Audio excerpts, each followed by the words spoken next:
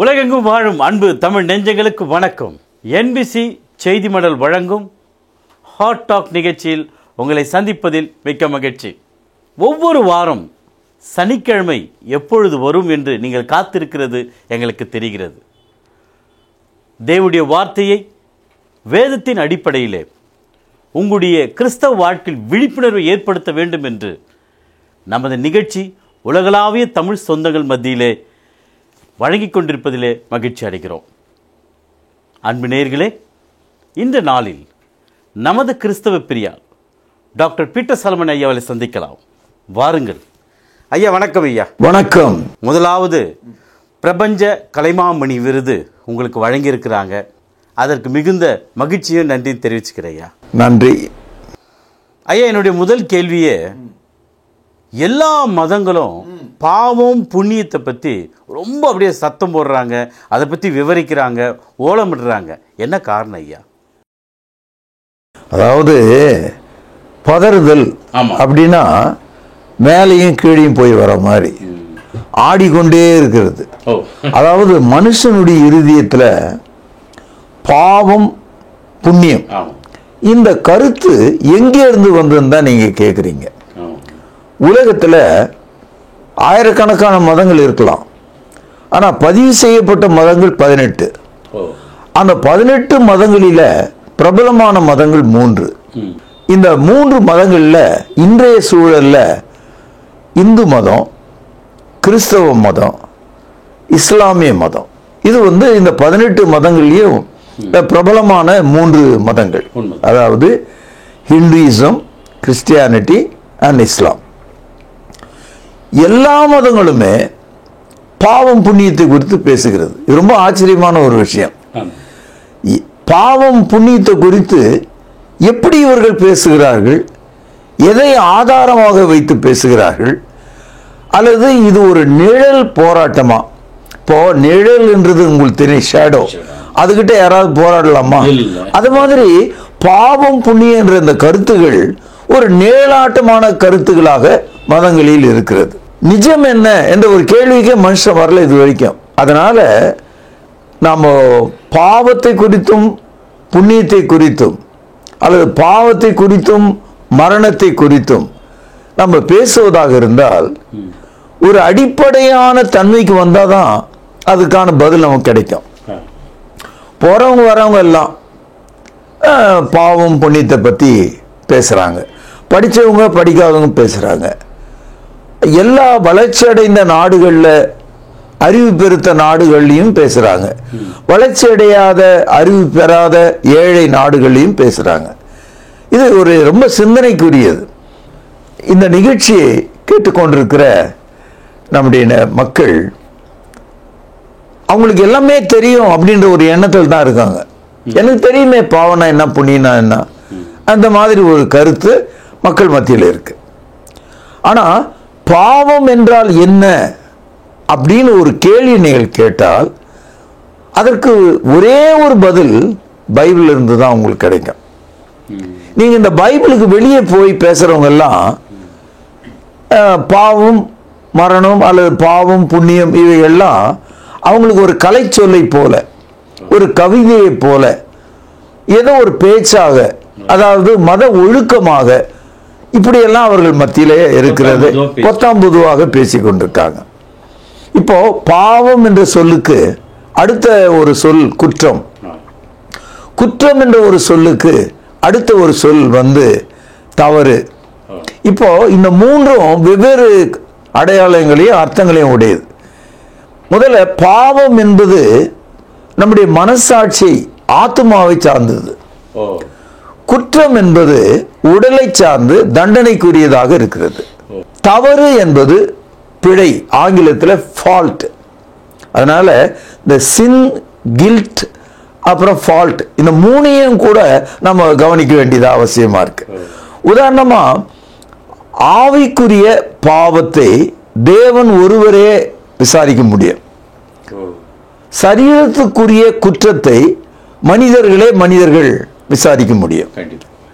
அதனால்தான் நீதிமன்றங்கள் நமக்கு தண்டனையை கொடுக்குது அல்லது விடுதலையை கொடுக்குது. இந்த பிழை அல்லது தவறு என்று நாம் சொல்கிறோமே, ஃபால்ட், அதை நாமே ஒருவருக்கொருவர் சரி இனிமேல் செய்யாது அப்படின்னு சொல்லி நம்ம விட்டுறோம். இப்போ நான் என்ன கேட்குறேன்னா, பாவம் என்றத அநேக சமயத்தில் நம்ம குற்றம் நினைக்கிறோம். அநேக சமயத்தில் குற்றத்தை பிழை தவறு என்று நினைக்கிறோம். இதை குறித்து நல்ல விசாரணை நமக்கு தேவை. பாவம் என்பது என்ன அப்படின்னு நீங்க கேட்டீங்கன்னா தலை சுத்தம் உங்களுக்கு. ஆனா நம்ம தினமும் பேசிட்டு இருப்போம். சபையில பாத்தீங்கன்னா தினமும் பேசிட்டு இருப்பாங்க. போதகர்களுக்கு இது ஒரு வியாபார சொல். நீங்கள் ஆதியாகமம் 2வது அதிகாரம் 17வது வசனத்தை படிச்சீங்கன்னா பாவம் என்பது என்ன என்று சொல்லுகிறார். இங்க ஆதியாகமம் 2வது அதிகாரம் 17வது வசனம், ஆனாலும் நன்மை தீமை அறியத்தக்க விருட்சத்தின் கனியை புசிக்க வேண்டாம், அதை நீ புசிக்கும் நாளில் சாகவே சாவா என்று கட்டளையிட்டார். இந்த வசனத்தை நம்ம எப்படி படிக்கணும்னா, கட்டளையிட்டார் யார்? இந்த கேள்விக்கு முதல்ல பதில் வரணும் நமக்கு. Commanded who? அந்த இடத்துல யார் கட்டளையிட்டார் என்றால் வானத்தையும் பூமியை உண்டாக்கிய சர்வேஸ்வரனாகிய கடவுள் கட்டளையிட்டார். சரி, இந்த கட்டளை யாருக்கு கொடுக்கப்பட்டது? உலகத்தில் இருக்கிற எல்லா ஜீவராசிகளுக்கும் அல்ல, தேவனுடைய சாயலிலும் தேவனுடைய ரூபத்திலும் தேவனுடைய ஆவியிலும் உண்டாக்கப்பட்ட மனிதனுக்கு கொடுக்கப்பட்டது இந்த கமாண்ட்மெண்ட். சாகவே சாவா என்ற அந்த கருத்து மனிதனுக்கு கொடுக்கப்பட்டது. சரி, மனிதனுக்கு எப்படி கொடுக்கப்பட்டது? நன்மை தீமை, குட் அண்ட் ஈவில், ஒரு மனிதனால நல்லதையும் கெட்டதையும் பகுத்தறியக்கூடிய ஆற்றலை தேவன் அவனுக்கு கொடுத்திருக்கார். இதை தான் நம்ம ஒட்டுமொத்தமா கான்சியஸ் மனசாட்சி என்று நாம் சொல்கிறோம். நம்ம வேற யாரும் நமக்கு சொல்லணும்னு அவசியமே இல்லை. நாம் செய்த தவறு நமக்கு தெரியும். நாம் ஒரு சூடான ஒரு பொருள் மேல தொட்டாலோ உட்கார்ந்தாலோ நம்ம உடனே தெரியும். ஒரு ஈ நம்ம மேல உட்கார்ந்தால் நமக்கு தெரியுது, இது வெளியிருந்து தெரியுது. அதே போல நம்முடைய மனதுக்குள்ள இது தவறுதான் என்று புரிந்து கொள்ள நமக்கு ஆற்றலை கடவுள் வச்சிருக்கார். அதனால்தான் சொல்றாரு, நன்மை தீமை அறியத்தக்க அந்த விருட்சத்தின் கனியை புசிக்கும் நாளில் நீ சாகவே சாவா என்று கட்டளையிட்டார். இந்த இடத்துல கட்டளை என்பது தேவனுடைய வார்த்தை. தேவனுடைய நீதி உள்ள வார்த்தை நன்மையாகவும் தேவனுடைய வார்த்தை மீறுவது தீமையாகவும் இருக்கிறது. அப்போ பாவம் என்பதனுடைய டெஃபினிஷன் என்னன்னு கேட்டா, டூயிங் ஈவில், தீமை செய்வது. இதுதான் முதல் அடி. இந்த இடத்துல நன்மையை தவிர்த்து தீமையை செய்யும் பொழுது மரணம் நேரிடும் என்று சொல்லுகிறார். இங்க இந்த ஒரு வசனத்திலேயே சின், டெத் அண்ட் ஜட்ஜ்மெண்ட், இந்த மூன்றும் இருக்கிறதை நீங்கள் பார்க்கலாம். இதைதான் புதிய ஏற்பாடு 1 யோவான் 3ஆம் அதிகாரம் 4வது வசனம், பாவம் செய்கிற எவனும் நியாய பிரமாணத்தை மீறுகிறான், நியாய பிரமாணத்தை மீறுகிறதே பாவம். இங்க பாவத்துக்கான இலக்கணம் சொல்லப்பட்டிருக்கு. Transgression of the law is sin. இதைதான் ஆதாம் ஏவாள் ஏதேன் தோட்டத்தில் தேவனுடைய கட்டளையை அவர்கள் மீறினார்கள். எல்லா மனிதர்களும் அந்த கட்டளை மீறும்போது எல்லார் மேலும் பாவத்தை தொடர்ந்து மரணம் அவர்கள் மீது வருகிறது. அதனால தான் ரோமர் 3வது அதிகாரம் 10வது வசனத்துல நீதிமான் ஒருவனும் இல்லை. ரோமர் 3வது அதிகாரம் 23வது வசனத்துல எல்லாரும் பாவம் செய்து தேவனுடைய சாயலை இழந்து விட்டார்கள். ரோமர் 6ஆம் அதிகாரம் 23வது வசனத்துல பாவத்தின் சம்பளம் மரணம். ஆக ரோமர் 3:10, 3:23, 6:23 இந்த 3 வசனங்களின் தொகுப்பு தான் நீங்கள் படித்த ஆதியாகமும் 2ஆம் அதிகாரம் 17வது வசனம். நன்மை தீமையை அறியத்தக்கதாக அந்த மனசாட்சியை உடைத்துக் கொள்ளும் போது பாவம் அங்கே பிறக்கிறது. பாவம் மனிதனுடைய இருதயத்தில் எப்படி ஒரு தாய் கர்ப்பத்தில் அவர் கர்ப்பமுட்டு ஒரு பிள்ளையை பிறக்கிறாளோ அவ்விதமாக நம்முடைய ஆத்மாவில் பாவம் பிறந்து வளருகிறது. யாக்கோபு 1வது அதிகாரம் 14-15 வசனங்களை கவனிங்க.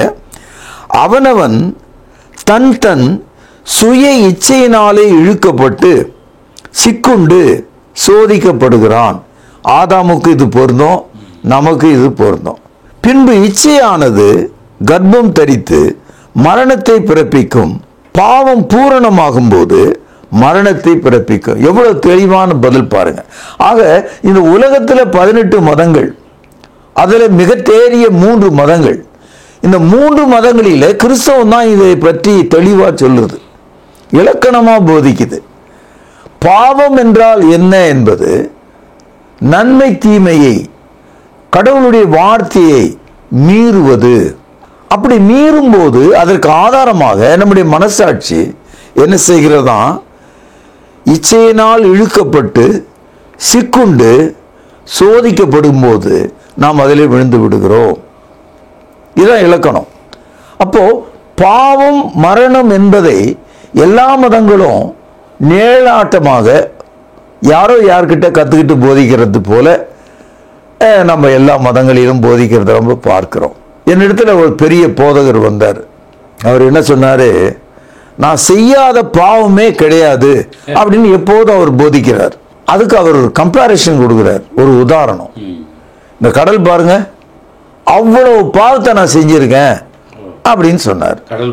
கடல் போல செஞ்சேன். இந்த மாதிரி வார்த்தைகளை தொலைக்காட்சிகளிலும் கூட்டங்களிலும் நம்ம கேட்கிறோம். நான் செய்யாத பாவமே கிடையாது அப்படின்னு. நான் அவரை பார்த்து கேட்டேன், நீங்கள் உங்கள் தாய் தகப்பனுடைய கட்டளைகளை மீறி இருக்கீங்களான்னு கேட்டேன். இல்லை அப்படின்னார். நீங்க கொலை செய்திருக்கீங்களான்னு கேட்டேன். இல்லை அப்படின்னாரு. நீங்க விபச்சாரம் செய்திருக்கீங்களான்னு கேட்டேன். இல்லைன்னு சொன்னார். நீங்க வேசித்தனம் செய்திருக்கீங்களான்னு கேட்டேன். இல்லைன்னு சொன்னார். பிறருடைய பொருளை அபகரித்தீங்களா அப்படின்னு கேட்டேன். இல்லைன்னு சொன்னார். அப்போ நான் சொன்னேன், யாத்திரையாகமம் 20வது அதிகாரத்தில் 10 கட்டளைகள் கொடுக்கப்பட்டிருக்க, அதில் கடைசி 5 கட்டளைகள் இதெல்லாம். இந்த 5 கட்டளைகளில் அவர் ஒன்றை கூட மீறல. அப்படி இருக்கும்போது நான் உலகத்திலே பெரிய பாவி, கடல் அளவுக்கு நான் பாவம் செய்திருக்கிறேன், நான் செய்யாத பாவமே இல்லை அப்படின்னு அவர் போதிப்பதற்கு எண்ணுவதற்கு என்ன காரணம்னா, அது ஒரு அடிமைத்தன புத்தி. யாரோ எதையோ சொல்ல போய் நாம் அப்படி ஒரு நிலைக்கு தள்ளப்பட்டிருக்கோம். உண்மையிலே நாம் அந்த பாவம் செய்திருந்தால் அந்த தண்டனைக்குரியவர்களாக இருப்போம். பாவம் செய்யாதவர்களை நாம் எப்படி பாவின்னு சொல்ல முடியும்? ஆனால் இன்னைக்கு சபைகள் என்ன செய்யுதுன்னா, பொதுவாக எல்லாரையும் மிகப்பெரிய பாவியாக மாற்றி விடுகிறது. அதற்கு போதகரே காரணமாக இருக்கிறார். அவர் செய்யாத பாவங்களை எல்லாம் அவர் பாவம் செய்ததாக அவர் நினைப்பதற்கும் போதிப்பதற்கு என்ன காரணம்? நாம் எல்லாரும் பாவம் செய்திருக்கோம் ஏதோ ஒரு வகையில். ஆனால் எல்லா பாவம் நான் செய்தேன்னு அவர் சொல்றாரு, அதே அறிக்கையிடுகிறார், எல்லாரையும் போதிக்கிறார். ஆனால் தனித்து கூப்பிட்டு விசாரிக்கும் போது இதெல்லாம் நான் செய்யலை அப்படின்றார். அப்போ இந்த இடத்துல பாவம் என்ற அந்த கருத்து ஒரு பாசாங்காக இருக்கிறது, ஒரு மதத்தினுடைய விரசமாக இருக்கிறது, ஒரு மதத்தினுடைய தவறான ஒரு நோக்கமாக போதனையாக இருக்கிறத நான் பார்க்கிறேன். ஐயா, அப்படின்னா இந்த பாவம் என்ற ஒரு கொடுமை எப்படி நமக்குள்ள உண்டாகுது? அது கண்களின் இச்சை, மாம்சத்தின் இச்சை, ஜீவனத்தின் பெருமை. இந்த 3 காரணங்களால பாவம் நமக்குள்ள பிரவேசிக்கிறது. அதாவது the lust of the eye, the lust of the flesh, the pride of life. இந்த 3 விஷயத்துல சிக்காத ஆள் யாருமே இல்லை. கண்களின் இச்சை, மாம்சத்தின் இச்சை, ஜீவனத்தின் பெருமை. 1 யோவான் 2ஆம் அதிகாரம் 16வது வசனம் பாருங்க. மார்க் 7ஆம் அதிகாரம் 20லிருந்து ஒரு பகுதி வாசிக்கிறேன். மனுஷனுக்குள்ளே இருந்து புறப்படுகிறதே மனுஷனை தீட்டுப்படுத்தும். எப்படி எனில், மனுஷருடைய இருதயத்துக்குள்ளிருந்து பொல்லாத சிந்தனைகளும் விபசாரங்களும் வேசிதனங்களும் கொலைபாதகங்களும் கடவுகளும் பொருளாசைகளும் துஷ்டதனங்களும் கபடும் காம விகாரமும் வன்கண்ணும் தூஷணமும் பெருமையும் மதிகேடும் புறப்பட்டு வரும். பொல்லானவைகளாகிய இவைகள் எல்லாம் உள்ளத்திலிருந்து புறப்பட்டு மனுஷனை தீட்டுப்படுத்தும். மனிதன் வாயில சாப்பிட்ற எந்த ஒரு பொருளும் அவனை தீட்டுப்படுத்தாது, அது கழிந்து போகிறது. ஆனா இருதயத்திலிருந்து வெளியே வருது பாருங்க, இதெல்லாம் வருது. இது மனிதனை பாவியாக மாற்றுகிறது, மனிதனை தீட்டுப்படுத்துகிறது. இது இயேசு நமக்கு சொன்ன போதனை. இந்த வசனத்தின்படி நீங்க பார்த்தீங்கன்னா எல்லா மனிதர்களும் ஏதோ ஒரு வகையில நாம் பாவம் செய்தவர்களா இருக்கிறோம். அப்படி பார்த்தா பாவத்தை குறித்து போதிப்பதற்கான தகுதியும் அதிகாரமும் இந்த பைபிள் வசனங்களுக்கு மட்டும்தான் இருக்கு.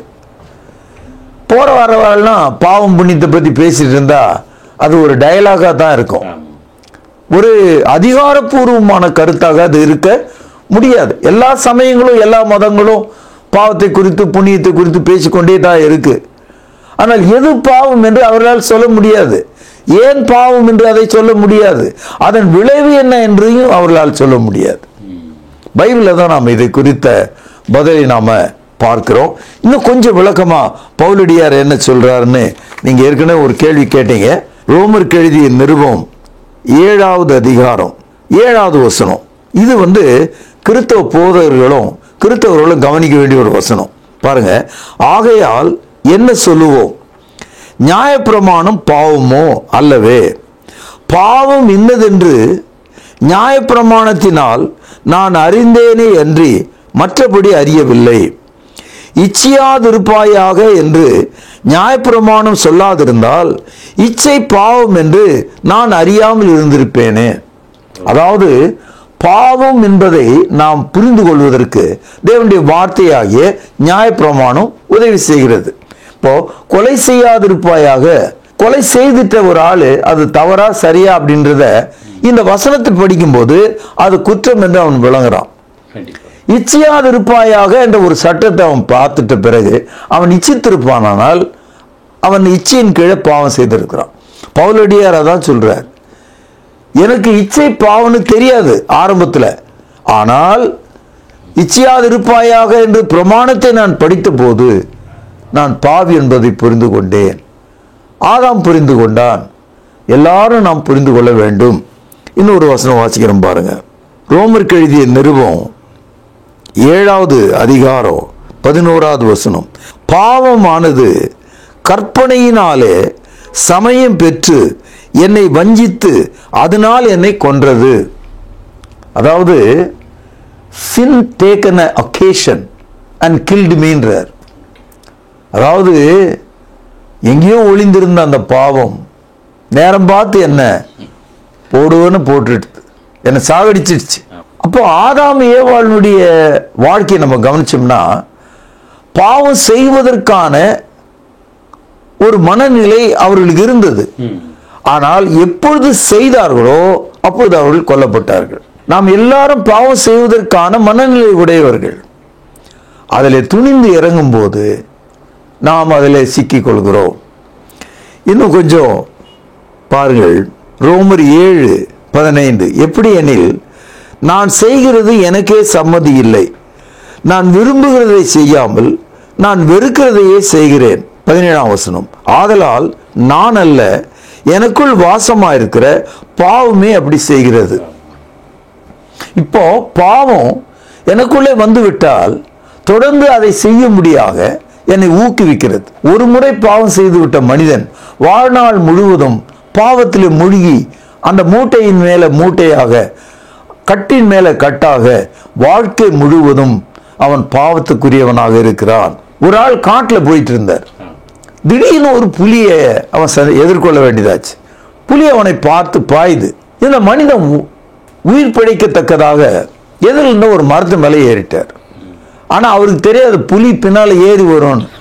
புலி ஏறிச்சு மரத்து மேல. ஆனா புலியால ஒரு குறிப்பிட்ட உயரம் தான் ஏற முடியும், ஒரு 10 அடிக்குள்ளதான் அதால ஏற முடியும். அதுக்கு மேல ஏற கீழே விழுந்துரும். சரி, இவன் மேல ஏறி போயிட்டே இருந்தான். புலி கிட்ட இருந்து தப்புனான். மேல இருந்து ஒரு சத்தம் கேக்குது, வித்தியாசமான ஒரு சத்தம். உஸ்ஸுன்னு ஏதோ ஒரு சத்தம் கேக்குது. என்னடான்னு பார்த்தா ஒரு கருணாகம் மேல இருந்து கீழே வருது. இப்போ அந்த மனிதன் சிக்கிட்டான். மேல கருணாகம், கீழே கொல்லக்கூடிய புலி, இதுக்கு இடையில வச்சுக்கிட்டான். அதே போல்தான் எல்லா மனிதர்களும் பாவத்திலிருந்து விடுதலை ஆவதற்கு இன்னொரு பாவத்தை செய்வார்கள். To overcome a sin, they make another sin. They commit one more sin. ஆக பாவத்தினாலே பாவத்தை கூட்டிக் கொண்டு போகலாமே தவிர விடுதலை பெற முடியாது. அதனால்தான் சொல்றாரு ரோமர் 7ஆம் அதிகாரம் 24வது வசனத்துல, நிர்பந்தமான மனுஷன் நான், இந்த மரண சரீரத்தில் நின்று யார் என்னை விடுதலையாக்குவார்? இது பவுலடியாருடைய தனிப்பட்ட கேள்வி. Who can deliver me from the atrocities of sin? பாவ கொடுமையிலிருந்து என்னை தப்புவிப்பவர் யார் என்று கேட்கிறார். நான் பாவம் செய்ய விரும்பல, ஆனா அது எனக்குள்ளவே இருக்க, என்னை சமயம் பார்த்து கொன்றது என்று சொல்றார். அதனால பாவம் என்பது தேவனுடைய சட்டத்தை மீறுவது. முதல்ல கடவுளே தெரியாத ஆளு, ஜீவன் உள்ள தேவனுடைய கட்டளை விளங்காத ஒரு ஆளு பாவத்தை குறித்து பேசி என்ன பயன்? சில ஆள் என்கிட்ட சொல்றாரு, நாங்கெல்லாம் பாவத்தை நம்புறது கிடையாது. நீ நம்பாம போ. ஆனா ஒண்ணு நம்புறாரு, குற்றத்தை நம்புறாரு. கவனிச்சிங்களா? நான் ஐ டோன்ட் பிலீவ் இன் சின்ன்றாரு, but he believes in guilt. குற்றத்தை அவர் நம்புறாரு. குற்றத்தை நம்புறதுனால்தான் கடவுளே இல்லைன்னு சொல்ற நாடுகளாகிய, அது ரஷ்யா வந்தாலும் சீனாவா இருந்தாலும் உலகத்தில் எந்த நாடா இருந்தாலும், பாவம் இல்லை என்று நினைக்கிற ஒரு நாடு, பாவம் இல்லை என்று நினைக்கிற ஒரு மனித சமுதாயம் எதுக்காக போலீஸ் ஸ்டேஷன் வச்சிருக்கான்? எதுக்காக நீதிமன்றத்தை வச்சிருக்கான்? அப்போ குற்றங்களை பிடிப்பவும் குற்றங்களை தண்டிக்கவும் தானே வச்சிருக்கான். அப்போ குற்றத்தை ஒப்புக்கொள்கிறார்கள் இல்லையா? ஒரு கால் சின் ஒரு ஸ்பிரிச்சுவல் ஸ்டேட், அது கில்ட் பிசிக்கல் ஸ்டேட். ஆக சரீர பிரகாரமாகவே குற்றத்தை நம்புகிறவர்கள் ஆத்ம பிரகாரமாக பாவத்தை நம்பித்தான் ஆக வேண்டும். அதனால கடவுள் இல்லை, நான் அதை நம்புவதில்லை, இதை நம்புவதில்லை நீ சொல்லிட்டே போ. ஆனா நீ போலீஸ் ஸ்டேஷன் நம்பிட்டு இருக்கியே, நீதிமன்றத்தை நம்புறியே, ஏன் நம்பன? குற்றம் என்பது தவறு என்று உனக்கு தெரியுதில்ல. ஏன் நம்ம ஒரு மனிதனை தூக்கில் எடுக்கிறோம்? ஏன் ஒரு மனிதனை 7 ஆண்டுகள் சிறையில் அடைக்கிறோம், 3 மாதங்கள் அடைக்கிறோம்? அவருடைய குற்றத்துக்கு தகுந்தாற் போல தண்டனைகளும் இருக்குது. அதை நாம் நம்புறோம் இல்லையா? அதனால குற்றங்களை நம்புகிறவர்கள் பாவம் என்னது என்பதை புரிந்து கொள்ள வேண்டும். அப்படின்னு ஐயா, பிறப்பின் வழியாக கூட பாவம் வருகிறதா தொடர்கிறதா கொஞ்சம் விளக்குங்க. இது ரொம்ப முக்கியமான கேள்விங்க. காரணம் என்னன்னா, சமய உலகத்தில், இந்த ரிலீஜியஸ் வேர்ல்டில் கிறிஸ்தவர்களும் சரி, இஸ்லாமியர்களும் சரி, இந்துக்களும் சரி, இந்த விஷயத்தில் ஒரு தெளிவுக்கு வரல. உலகத்திலேயே பாவமற்ற ஒரு மனித பிறவி, ஒரு ஜென்மம் அப்படின்னு ஒருத்தர் இருந்தா அவர் இயேசு கிறிஸ்து மட்டும்தான். தேவன் அவரை குறித்து பேசும்போது அவர் பாவம் செய்யவில்லை என்று சொல்லுகிறார். இது 1 பேதுரு 2ஆம் அதிகாரம் 22வது வசனத்துல பரிசுத்த ஆவியானவர் சொல்றார், he did no sin, அவர் பாவம் செய்யவில்லை. அடுத்தது ஒரு சவால். இயேசு கிறிஸ்து வாழ்ந்த காலத்தில் அன்றைய தோல் உரிக்கிற யூதர்களை பார்த்து அவர் ஒரு கேள்வி கேட்டார். என்ன கேட்டார்னு பாருங்க. யோவான் 8வது அதிகாரம், யோவான் 8ஆம் அதிகாரம் 46வது வசனம். இயேசு இதை கேட்கிறார், என்னிடத்தில் பாவம் உண்டென்று உங்களில் யார் என்னை குற்றப்படுத்தக்கூடும்? அன்றைக்கு எருசலேம் தேவாலயத்துக்கு முன்னால மிகப்பெரிய கூட்டம். பாவம் செய்த ஒரு பெண்ணை, ஒரு விபச்சாரத்தில் ஈடுபட்ட பெண்ணை அவர்களுடைய வழக்கத்தின்படி கல்லால் அடித்து கொள்வதற்காக ஒரு பெருங்கூட்டம் கூடியிருந்தது. அங்கு பிரதான ஆசாரியர் இருந்தார், லேவியர்கள் இருந்தார்கள், வேதப்பாரர்கள் இருந்தார்கள், பரிசேயர்கள் இருந்தார்கள், சதுசேயர்கள் இருந்தார்கள். அவர்கள் முன்னாலே இந்த கேள்வியை கேட்கிறார், என்னிடத்துல ஒரு பாவம் இருக்குது உங்களை யாராவது சொல்ல முடியுமான்னு கேட்டார். ஆக மனிதர்களாலும் அவரை குற்றப்படுத்த முடியவில்லை. மத்தேயு 1வது அதிகாரம் 21வது வசனம். அவள் ஒரு குமாரனை பெறுவாள், அவருக்கு இயேசு என்று பெயரிடுவாயாக, ஏனெனில் அவர் தமது ஜனங்களின் பாவங்களை நீக்கி அவர்களை ரட்சிப்பார். இயேசுவின் பிறப்பை குறித்து பேசும்போது மரியாள் இடத்துல தேவதூதன் சொல்கிறான், அவருக்கு இயேசு என்று பெயரிட வேண்டும். அதனுடைய அர்த்தம் என்னன்னா, அவர் பாவங்களில் இருந்து தமது ஜனங்களை மீட்டு ரட்சிக்கிறார். He is the savior of man from their sin என்று சொல்லப்பட்டது. அவர் பாவம் செய்யவில்லை, அவரிடத்தில் யாரும் பாவத்தை கூட்டி காட்ட முடியவில்லை, அவரோ பாவத்தை மன்னிக்கிறவராக வந்தார். இயேசுநாதர் இந்த உலகத்தில் வந்தபோது அவரை கண்ட தீர்க்கதரிசியாகிய யோவான் ஸ்நானன் என்ன சொல்கிறான் என்று பாருங்கள். யோவான் எழுதிய சுவிசேஷம் 1 அதிகாரம் 29வது வசனம். மறுநாளிலே யோவான் இயேசுவை தன்னிடத்தில் வர கண்டு, கவனியுங்கள், இதோ உலகத்தின் பாவத்தை சுமந்து தீர்க்கிற தேவ ஆட்டுக்குட்டின்னு சொன்னான். இந்த வசனங்கள் எல்லாம் பைபிளில் மட்டும்தான் இருக்கு. இந்த வசனங்கள் எல்லாம் இயேசு கிறிஸ்துவின் இடத்தில் மட்டும்தான் இருக்கு. இயேசு கிறிஸ்து ஒருவரே மனிதனின் பாவங்களை நீக்கி ரட்சிக்கிறவர். மனிதனின் பாவங்களை தமது மரணத்தின் வழியாக சுமந்து தீர்த்தவர். அவரிடத்தில் பாவம் இல்லை, அவர் பாவம் செய்யவில்லை. ஆக மனிதர்கள் இந்த உலகத்தில் பிறந்துகிட்டே இருக்காங்களே, அவங்க பிறப்பின் வழியாக பாவத்தை கடத்துகிறார்களா? அதான் நீங்க கேட்டீங்க. கடத்துவது கிடையாது. ஆனா எல்லா மதமும் அதை நினைக்குது, கிறிஸ்தவர்களும் அதை நினைக்கிறாங்க. அதனால தான் குழந்தைங்களுக்கு ஞானஸ்நானம் கொடுக்குறாங்க. ஏன்னா பிறந்த உடனே அது செத்து போயிடுச்சுன்னா என்ன ஆகுறது? அதனுடைய பாவம். அதனால ஞானஸ்நானம் கொடுப்போம் அப்படின்னு கொடுத்துட்டாங்க. ஆனா பைபிள் ரொம்ப காலத்துக்கு முன்னாலே சொல்லப்பட்டது. இந்த வசனத்தை நல்லா காது கொடுத்து நீங்க கேட்கணும்.